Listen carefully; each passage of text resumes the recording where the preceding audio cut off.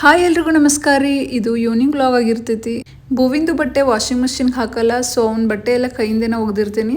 So ಅವ್ನ ಬಟ್ಟೆ ಎಲ್ಲ ತೊಳೆಯೋದಾದ್ಮೇಲೆ ನಾನು ತಲೆ ಸ್ನಾನ ಮಾಡ್ಕೊಂಡು ಬಂದೆ. ಇನ್ನು ನಾಳೆ ಇಡ್ಲಿ ಮಾಡ್ಬೇಕು ಅಂದ್ಕೊಂಡಿದ್ದೆ.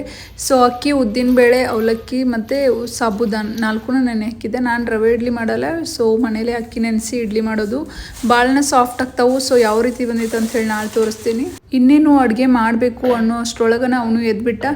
ಅವ್ನು ಎದ್ಬಿಟ್ರೆ ಮುಗೀತು. ಒಬ್ಬೊಬ್ಬನೇ ಅಂತೂ ಆಟ ಆಡಲ್ಲ. ಅವನಿಗೆ ಭಯ ಆಗುತ್ತೋ ಏನೋ ಗೊತ್ತಿಲ್ಲ, ಜೊತೇಲಿ ಯಾರಾದರೂ ಒಬ್ರು ಇರಲೇಬೇಕು.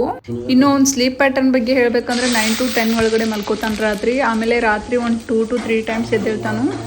ಇನ್ನು ಮಧ್ಯಾಹ್ನ ಅಂತೂ ಒಂದು ಸ್ವಲ್ಪನೂ ಮಲಗಲ್ಲ, ಒಂದು 10 ಮಿನಿಟ್ಸ್ ನ್ಯಾಪ್ಸ್ ಅಷ್ಟೇ. ಮೋಸ್ಟ್ಲಿ ಅವನಿಗೆ ಸ್ಲೀಪ್ ರಿಗ್ರೆಷನ್ ಆಗತ್ತಿರ್ಬೋದು, ಅದಕ್ಕೆ ಹಂಗೆ ಮಾಡತ್ತಾನ ಅವನು. ಇನ್ನು ಅವರು 2 ಎಗ್ ಬಾಯ್ಲ್ ಮಾಡಿ ದಾಲ್ ಮಾಡಿದ್ರು. ಸೊ ನೀನು ಜೀರಾ ರೈಸ್ ಚೆನ್ನಾಗಿ ಮಾಡ್ತೀಯ, ಮಾಡಿಕೊಡು ಅಂದರು. ಸೊ ಜೀರಾ ರೈಸ್ ಮಾಡಿ ದಾಲ್ ಮಾಡಿದ್ವಿ.